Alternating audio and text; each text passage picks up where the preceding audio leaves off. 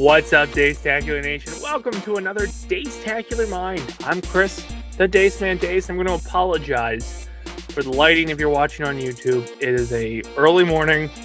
The sun's beating in. I guess that's a good problem to have. But today we're going to be talking about the love of acting. And if you are on Spotify, Apple, or wherever you listen to podcasts, the lighting means nothing to you. So part of the experience that we try to do with the Dacetacular Mind and all podcasts at BPP is now add a video option on YouTube, so you can play the video but minimize the screen and still just get the audio. That's how we roll. On today's episode, we'll be talking about my love of acting. Without acting, let's be quite honest, there would not be the Dace Man. There would not be podcasts, there would not be videos, game-a-thons, yada, et cetera, et cetera, et cetera. And the reason for that is because acting is really what helped my confidence level. I started acting in the 10th grade at high school. Hate saying which is weird as you're talking on an acting podcast of like, oh, public speaking, whatever. But in 10th grade, I joined the fall play, and my first production was The Good Doctor by Neil Simon. And before that, if you knew who I was or knew me through high school, I was the heavyset kid with a Harry Potter haircut, Harry Potter glasses, before Harry Potter was Harry Potter. I'm gotta stop saying that is just awful for your ears. I'd probably taking a drink as well. But anyway, I was not the most talkative. I had my very close-knit friends. I had the gentleman that I played soccer with. I had Gibby. And that was pretty much it. So acting kind of opened up new doors, opened up new friendships. And I made the joke on our final high school production that, like, hey, I walked in, sat down, and realized this isn't the musical. And went, shit. But you're already committed because you're here, you auditioned, you went through the motions. And please nobody call that a pun for later, if you know who I am and know what I'm talking about. But I did legit walk in thinking it was the musical. Thank God it wasn't. I can't sing worth a damn. I've tried. I do try. I've tried on several things that we've produced here at BPP, as well as the Dace Man show and stuff like that. Not good. Not great. Not fantastic. Oddly enough, had a singing part in the first fall play. The cool thing about my love of acting and the fact that I got into acting was the fact that we were the first at Deptford Township High School for the fall play. So that 2004 year, or 2000, I think it was 2003 fall play, was subsequently the graduating class in 2004. I met Frank Klein for the first time. Met Tony Mango. Like, there's a lot of relationships that I still have today that started there, that blossomed into all the things we do through Basement Protocol Productions, through Fanboys Anonymous, through all the anything that came after started here.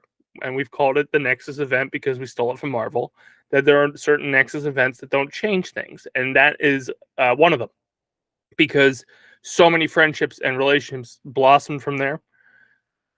Tony Mango, Frank Klein, Cheever.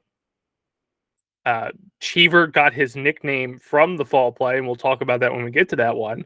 Met him through the fall play.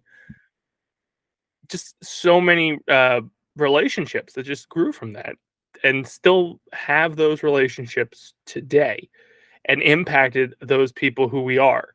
And I bring up those three specifically because you've seen them on this channel. You've seen them on the Dace Man show. You've heard them through podcasts and other events we've done. And that relationship started there at the fall play. So the first fall play was The Good Doctor by Neil Simon. It was a series of short sketches or short stories within a larger story. I had two parts. My acting partner in that, who would go on to pretty much be my counterpart through most of high school. Well, 2 out of 3, since we only did 3 fall plays.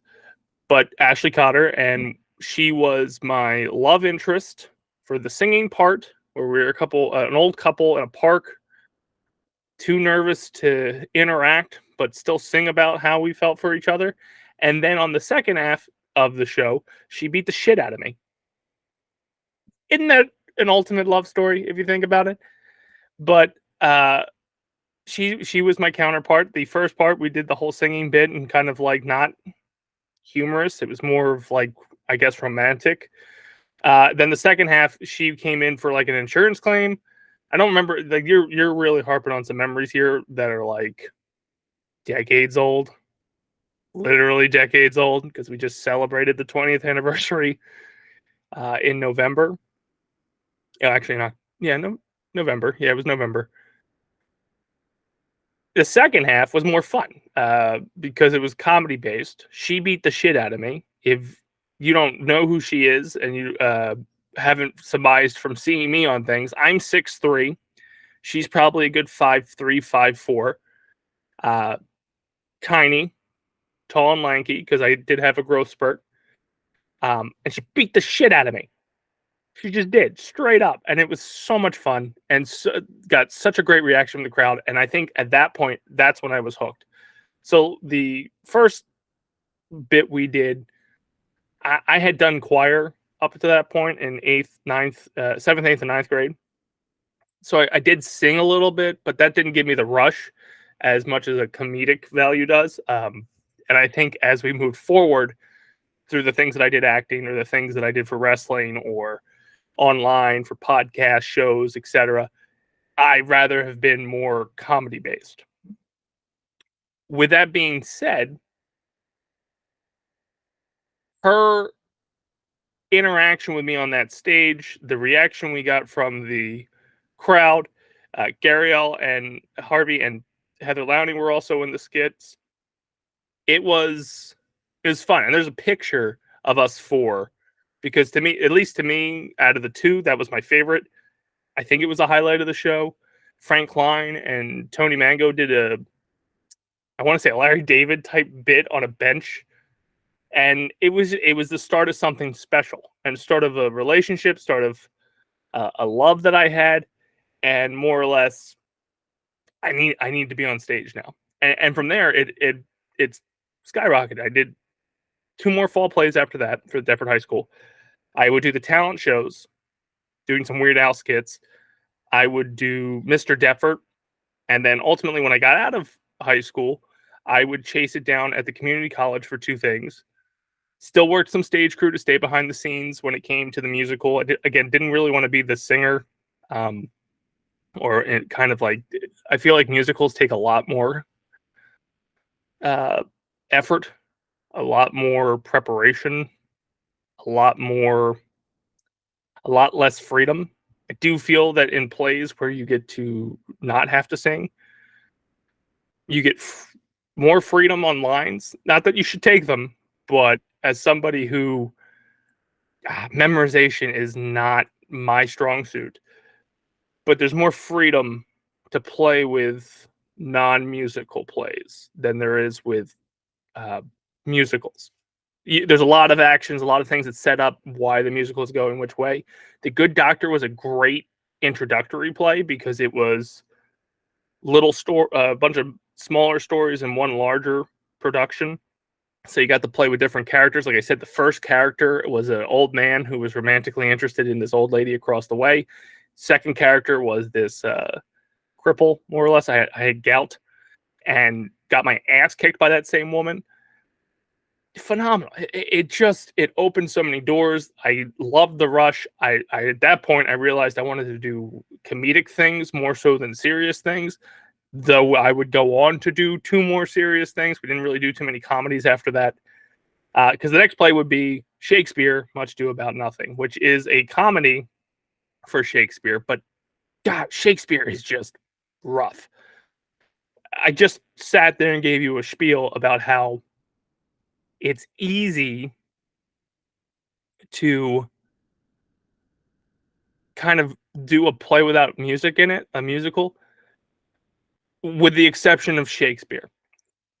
How it, the lining, the language, the time period of it, it makes it very hard that if you forget your line, it's going to be rough and they're going to know you forgot your line.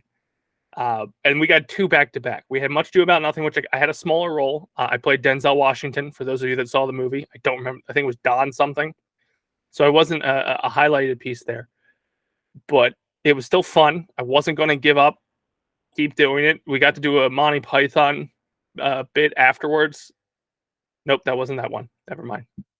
We got to dance to Burn Baby Burn and Disco Inferno. But Much Ado About Nothing was my first dive into Shakespeare, would not be my last. And it would not be my last dive into Shakespeare. But every time we did Shakespeare, I got smaller roles. So I think that says something to me as an actor, that if you want me to be a archaic Shakespearean actor, it's not going to happen. I'd rather be that comedic bang bang comedy over Shakespeare. But that was friendship strengthened. The core cast from the original Fall Play came back. If they were still, they didn't graduate. Unfortunately, Frank Klein had graduated at that point, so it was one and done for him. But that didn't stop us from staying connected. Our bond got strengthened after high school and after we got out of the Fall Plays, because we wanted to continue to do these performances. And yeah, we did our Shakespeare.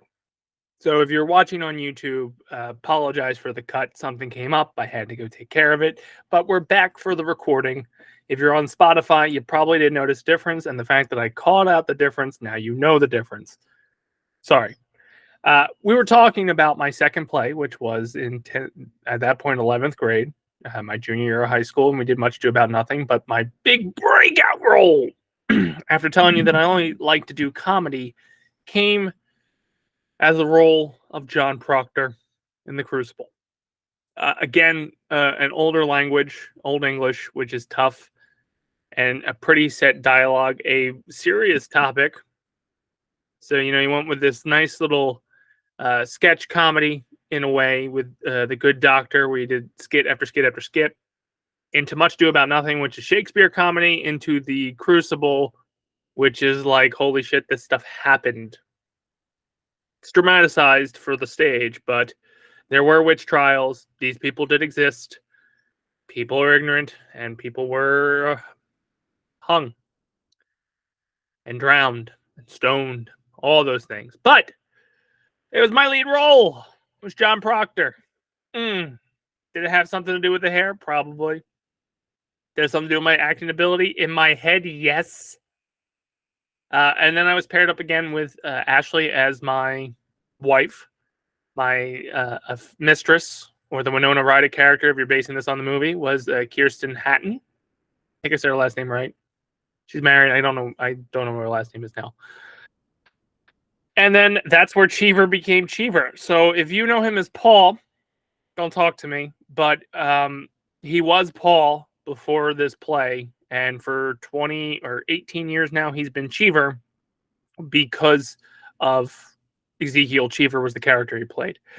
We had a scene on stage where I had to scream at him in his face, and Cheever cheeved.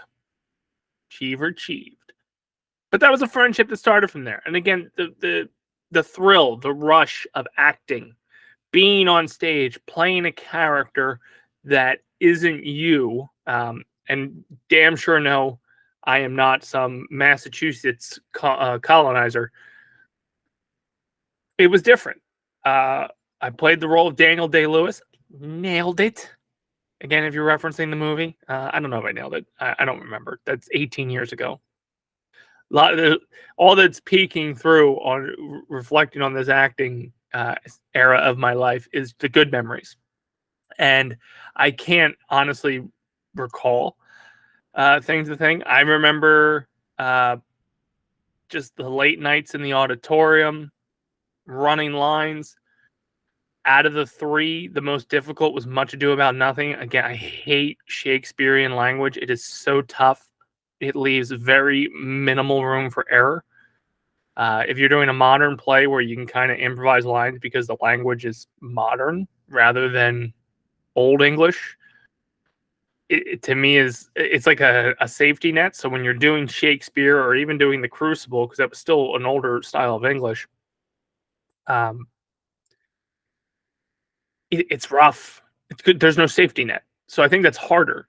So if you were to rank the difficulty levels of getting on stage, obviously to me the easiest is modern. You can improv. You can kind of get through it if you forget a line or two and not be completely noticeable. Uh, to me, that's a dream scenario. I don't think I've only done that once out of the 5 plays that I did do, and then the next hardest would be musicals, because sure, if the songs are catchy, the songs are good, you'll catch on, and it'll be easy for that part. But there's a lot of finite moving in a musical to get you to those numbers, and then there's also dancing. I go to a chiropractor. I did wrestling, and every time I've worked with these professionals, my trainers are wrestling, the chiropractor, uh, hell, I did yoga once. I am the stiffest person, not sexually, but I am not flexible. So coordination when it comes to dancing, unless you need a really dad white guy dancing, that's me to the T. But uh, choreography is not going to happen. It's very minimal with me, and then that adds to the additional memorization with the songs, with your lines. Now you got no choreography, timing, spotting. Musicals that probably is the most difficult, and then Shakespearean or Old English plays where there's not a lot of wiggle room unless you actively speak Old English in your everyday life. It's rough. There was a poignant moment from the Crucible where a prop was missing on one of the nights that I had to talk about the soup that my wife had just cooked. The soup bowl was gone. That's at least 5 lines of dialogue there. And I think the best I came out with was Canadian for Pretty Green Fields, eh? I don't even know if A was used back then. I just remember you eventually get to the fields and how they're being prosperous this year, and I had to bypass the soup conversation. But it's fun. I mean, everything that I did on that stage at Deptford Township High School is why I do what I do now, why I did what I've done since then, and it gave me confidence. It gave me the ability to stand in front of people. My job now is a consultant who has to work with multiple clients on a short-term basis to build a rapport with them, to sound knowledgeable, to, I don't want to say perform, but you have to have the ability to have no fear and go in front of these people you've never met. You'll see for a brief time, you may never see again, and give them what they expected. You go to a theater, they expect to see a quality play, either humorous or dramatic. You got to deliver for them. In my job since 2010, and even like it was easier when you worked with one company because you worked with the same people over and over again. But now I'm a consultant and I go to client to client to client. They're new people every time. And part of my consultant portion of my gig is the training and the presentation of this materials, of this product that was built for them. And I have to A, do it in a way that keeps their attention, and B, do it in a way where I don't sound stupid. I don't know everything in the world. And I'm not expected to, but I can't sit there and go, and just like bite my tongue as I'm trying to speak to them. So it's a performance in a way. It's not performances like go in front of 250 people. That's being generous. Go in front of a bunch of people, memorize lines, put on a performance to try to elicit a reaction out of them. This is more of I'm just giving you information, but I don't think I could do that part or be good at that part of my current job without being on stage. And ultimately, it just kept giving me the desire to perform. Now, I did the 3 plays in high school. We did The Good Doctor, Much Ado About Nothing, and The Crucible. Never got into the musical. Again, I didn't want to, it seemed like a lot of work for something I would not have been great at. And because I would not have been great at it, I wouldn't have had like a featured role most likely. And they did Damn Yankees. I was not My Fair Lady was my first year, but I wasn't there for that. They did the cool ones after I left. I probably would have went out for Little Shop of Horrors. I've always wanted to do Rocky Horror. I don't think a high school is ever going to do a performance of Rocky Horror. Basically, where there's like a me type character in it. So I'm really just typecasting myself of like, oh yeah, I could probably play Steve Martin, or I could play I'll get a corset if I just give me like, hey, if we're gonna do Rocky Horror, give me at least a year, and I'll try to slim down to not look like a muffin in a corset. I think those things seem fun to me. Um, and a musical I would have to be very selective of what I choose. Like I said, it would have to be like Rocky Horror, uh, Little Shop of Horrors. There's a couple other ones I enjoy watching or seeing. Mostly like they'd be more modern. They'd have to have music that I sing outside of the theater. So it would have to be a much more modern. Like, don't get me into like a classical. My Fair Lady is not one I'm going to do. Damn Yankees, that's a stretch. I'm not going to do. I don't remember what else they did for the musicals. I worked stage crew for all of them. Well, three of them, but don't really recall what they were. I remember Damn Yankees, and I remember maybe I only did Damn Yankees. Could have sworn I did a couple more. Anyway, musicals aren't my thing. You'd have to really convince me, and it would have to be a project that I'm like highly interested into, and it's probably a product that a local theater can't put on. Back to the Future, the musical would make it interesting. Beetlejuice would be interesting to me. Things based on movies, like it would have to be a character that suited me, and not like, again, My Fair Lady. I just keep going back to that one, and I think I actually went to that meeting at one point, and then went, nah, I'm not going to be in the ensemble. I'll go work stage crew.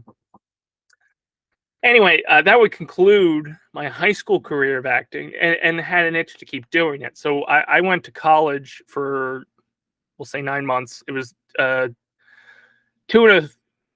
was 3 trimesters. I made it 2 weeks into the third one. When I went down there, I went down for computer animation, and I got to be honest with you, I was severely disappointed when I got down there, because I had a portfolio from my high school where I had been working in the animation program of Maya, and thought I was going to hit the ground running and start working on that. And maybe I'll talk more about this when I get into my United States of Dace comment, but I was really pissed off that I got down there and they said, you're not going to touch that program for 3 years.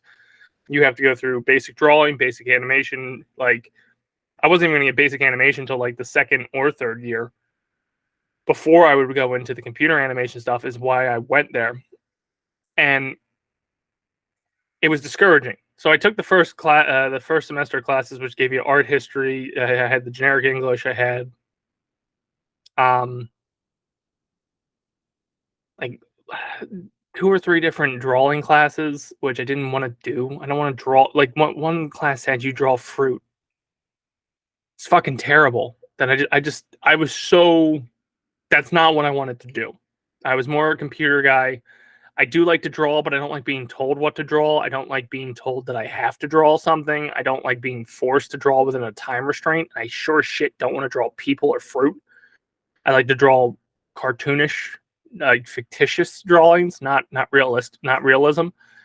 So by the second trimester, I basically said, "Fuck it. I'm not staying down here. I'm going to take what I want to take, get that knowledge, pay for that, because like I'm already committed financially to this first year. So just take the courses you want, and then get the fuck out with the knowledge and go back home." And that was my game plan after the first trimester, where I saw that like the animation thing wasn't going to work out, and I wasn't going to be able to get to what I wanted to do. Like, everything I had learned for the Maya program would have been outdated by the time I got to do computer animation, and then would have to relearn it again. And it was just not something I wanted to do. It was not worth the effort. That I hate that. I just it annoyed the shit out of me that I had the ability to do something. I took up 6 computers processing at Deptford Township High School to make a spider monkey, like a mechanical bottom, monkey top, walk through a canyon. And it came out like, I granted it was like a 3-minute clip, but like if I had the horsepower and the non-public school guidance, I probably could have done a lot better on it. And you told me that I have to go back and draw. I get that you have to draw for references and stuff like that, but like I don't want to draw fucking fruit. I'm gonna end with there. Anyway, not really related to this. Maybe we'll have a Potter Nerd about Savannah College Art Design at some point. But after I realized that I wasn't staying, and I made that up my mind was pretty much sold on that after the first trimester and coming home a couple times of like, that's not for me. Unfortunately, it was a very expensive, that's not for me mistake. Again, might come up in a future episode, but I started taking classes that mattered to me. So I took an acting class, phenomenal teacher. Also, I can't believe I didn't do this, but shout out to my director from high school, Mr. Pete Mosiondz, who is a great guy, still running the program over there. Love catching up with him when I go to see the reunions and stuff like that. Without him, I'm going to have to backtrack. I got way too far ahead of myself. Freshman year, we had a program called Exploration of the Arts. If we did not have that program, I would not have had any, like my high school trajectory would have been completely different. Who I am today, I probably would have been an accountant or something boring. No offense to accountants or anything out there, but it's not, my creative side would not have been utilized without that program. Now, a lot of people probably didn't like that program, and I think that program has since gone away. But Exploration of the Arts made you go through 4 quarters of arts. One was performing, where I met Mosiondz for the first time, and we did little skits in his class. We got to act in his class, and I started like getting a feel for it. And I believe I had that like the final quarter. So by the time he started up the fall play, I had already had that, and that's what got me into it. So without him, there is no Dace Man. There is no creative performing side of Dace because of that 1 quarter with him. On the same flip side, there was another teacher of Lampone who did animation, drawing. His first year there, he's worked on The Simpsons. He's worked on the video games. He's been around the industry, and he comes back to where he went to high school and shows you how to do the drawing, the animation stuff, and ultimately would get me into the computer animation. So I had 2D animation and 3D animation with him in high school, which projected me into Savannah College Art and Design because I wanted to do that. Without that program, which I think, again, is no longer around, and it's a damn fucking shame, I don't do what I do for teachers like Lampone, Mosiondz. Her name was Ferkel at the time. And I forget what the last part of the quarter. Oh, and Miss G, because music was another one of them.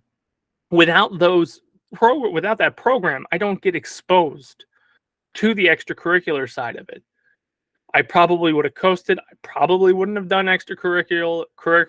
I wouldn't have done the after school stuff, especially with the crowd I was hanging with.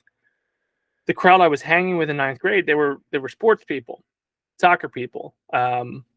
Maybe would have gotten pulled into stage crew at some point, but I don't know if I would have, like, nobody I hung out with was in that fall play the first year. Like, Gibby wasn't there. Dimitri was there, but he was stage crew end of it, and that's where I think I might have gotten pulled into that aspect. But those two are probably my closest friends, and Ralph and people who weren't doing these theater performance stuff. I don't get pulled into it without the Exploration of the Arts. So I want to take the moment to thank all those teachers, because without them, I don't perform. I don't have a creative outlet. And I think, unfortunately, the program is that specific curriculum is gone. The programs have been taking hits. I think Mosiondz is the only teacher left at the high school. I think Mr. Lampone went to a different school. I believe Miss Ferkel got married. I think she's down in Florida now. I forget what her. I can't say the last name. That's why I'm not saying it. I can see it. I can't say it. But without Miss G's still there at the high school, and Miss G and Mr. Mosiondz are still trying to push that program forward. Without them, I don't take the next step into the after school stuff and get on the stage. And I don't do the talent show. I don't do Mr. Deptford. I don't do a podcast, a show, wrestling. I don't do any of it. It's all just like, oh, that'd be cool if I ever tried that. I don't think without that exploration in the arts piece in ninth grade, I don't think I make that leap. And it's a shame that it's not there anymore. So I wanted to take the moment to thank them for that. So we could jump back into the Savannah College Art and Design and why I was there, which is ultimately because of them. So after I had decided that, like, yeah, this isn't for me, I'm going to get out, that second trimester, I decided I'm going to take shit that I want to take that'll help me learn things that I want to do, and I'll go home and do them. I took an acting class, had an excellent professor there. Her name was Emmy. I don't remember what her last name was because she wanted us to call her by her first name, and I'm terrible with names. Great exercises, great performances. Had I stayed a second year, I was in conversations with her to actually start auditioning for some of their local plays and stuff, like follow that acting path. I didn't. I took a film class. I took an animation class. I just started taking things that, like, fuck it. I don't care what your prereqs are. I'm paying for this. I'll do what I want. So I took a lot of the 101 courses that, you would take your sophomore year after you get past the basics, and then I bailed. And when I bailed, I came back to community college because I needed you started the process, you might as well finish it. And I ended up coming up like a few credits short of being a substitute teacher before getting pulled into the career that I am now. But I took acting classes there. And I did what the teacher's name was Gruber. Met some great people there that I still talk to today. And that's like a common theme when it comes to acting is you get into a close-knit group and you're there with these people 3 to 5 times a week and you're studying and you're rehearsing. And damn, adult life sucks. It would be hard for me to get back on the stage now doing what I do because I could travel on a moment's notice, or I'm not home enough for rehearsals, not home enough for the 3-week period. I don't have a client down the road to where I can go down the road after I got done with the client and start rehearsing. But you build this bond with this community, and you get lifelong friends. So I did 2 plays at the Gloucester County College. Dipped back into Shakespeare, where I did like a very small role, and that was kind of my reintroduction to the stage at that point, because I had been off of it. I didn't perform in 2006. I didn't perform in 2000. I didn't perform in 2007. In 2008, I did A Midsummer Night's Dream. Very small role. I think I was like a tree. I don't know. I wasn't a tree. Is a very small role, and it was basically like, hey, can you do this? Because I was also doing. I was on a career path at work to the point where I couldn't rehearse, so I didn't really audition. But they needed another body and said, hey, we have a small role. Do you mind doing it? We know you've done Much Ado About Nothing, so I did it. And then my favorite one out of the 2, we did Killer Karaoke, which was a interactive dining experience and comedy. And those like when you can improv, and the people that I was working with Jamie, Megan, Katie, Mandy, working with these people, doing these type of plays, it's fun. And unfortunately, 2009 was my last time on stage, almost 15 years ago. Now, it wouldn't be the last time I perform. I consider doing a podcast. When I do the podcast, when I do skits, we write stuff, we do some recordings. I consider that a performance. It's not, you don't get that instant gratification from an audience cheering or celebrating you. And that's an ego thing, but it's a hell of an adrenaline rush. I just saw Cotter perform a play called Harvey. Phenomenal. Small venue, but you still get that instant gratification. And there's definitely jealousy on this end that she had the wherewithal and the courage to get back up there and start doing it again after a while. And I'd love to do it. At this point in my life, can I? I'm a consultant, and right now I'm working in the area, and I'm using the area loosely. It's still an hour and a half drive to get to the client. Could I? They're doing another play down there in I think they're ramping up in July, and this client's work can end in September. So I don't know if I'd be able to. If I went down there, got a role, got casted, was saying, "Hey, here's the audition process." Could I? I don't think I could. I don't know. I want to. Proud of her. It was a great show. They put on a For the Win Productions put on a great show. I miss it. Uh, I've gotten little bits of it. I think the closest I got was probably between 2014 and 2016, where I got back, where I got into the wrestling ring and performed in that aspect. Uh, goes back to me saying I'm not coordinated or flexible enough to do something that requires a little bit of choreography and a little bit of physical movements that aren't improv. It's as much as there's a sports element to wrestling, there is a choreographed and there's a side of it that is not I'm not good at. The performing part, I had fun. I played a wild man. I took that little bit. I fucking ran with it. Anytime I got a mic, I made the best of it. I got to do commentary once, made the best of it. But being in front of the audience and getting that reaction back of them cheering, it's a high that an actor will always chase. And I absolutely love performing. I miss the grind. I missed the payoff. I miss the cheers, the jeers, the emotional reaction from a crowd that you just don't get from doing a podcast or doing scripted, recorded comedy. Because you look in the comment section hoping somebody looks at it, and chances are for every 10 people that watch your video, maybe one says something, and usually the one that says something is not very nice. It's a shame that you can't get that instant gratification. I do hope to return to the stage. I miss it. When we went to go see Harvey, Cheever and I had a 45-minute drive down to the production itself, and we had some conversations, and we're talking about BPP gearing back up, doing stuff.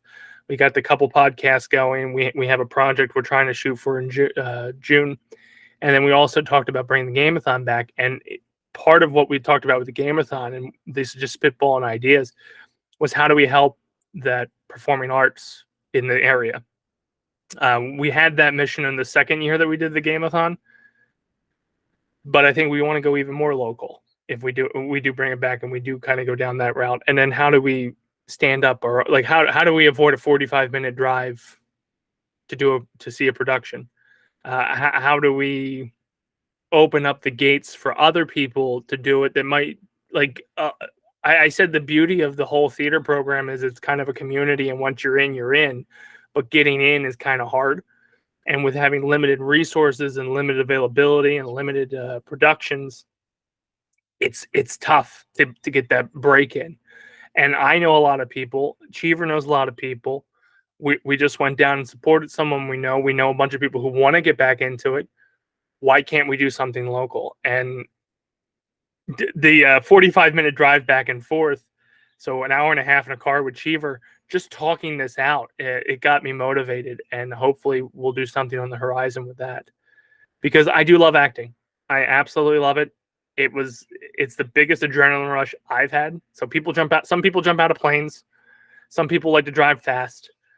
I like to get up on stage and feel that rush of, like, before you go through the curtain,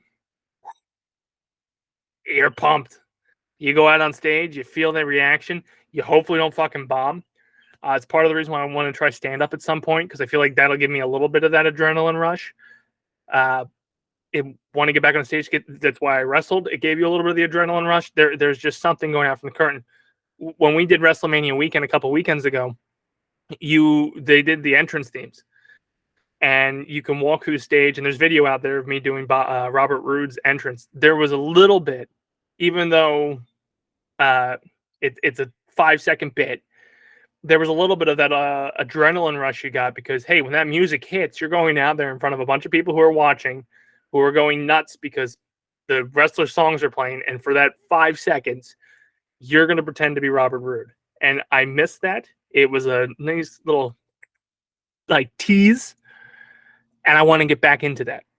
So I think a lot of what this Dacetacular Mind season has been is telling you where I am mentally, but also preparing to you what I want to do and where I want to go and what I want to help push. I have firmly believed ever since we started talking with Uncensored back in 2009, with the Dace Man show that came after, with Fanboys Anonymous, with what BPP is today and could be, is to elevate an element in this area that was underutilized. There's a lot of talented people, a lot of funny people, a lot of creative people that I want to help unlock their minds, push through some outlet, and make this short period of existence for all of us enjoyable. And to me, being on stage, performing, doing some kind of creative outlet, whether it be right now it's podcasts that are getting me by, getting on stage again, whether it be in a stand-up 5-minute bit or actually running a play or doing a scripted comedy that we're trying to push through. Something. I just want to be creative, and all of this stemmed from my love of acting. If I don't go through the Exploration of the Arts program in 9th grade, if I don't go to the auditions for the fall play in the fall of 2003, I'm not here talking to you today. I'm probably, I don't know what I would be doing, because those were very pivotal moments in my life. A lot of people look back on high school and some have like very fond memories. Some feel that they peaked in high school. Some feel that like high school was miserable and they were so glad to get away from it. You have all kinds of different emotions at high school. But to me, when I look back at just those specific years, I don't think I peaked.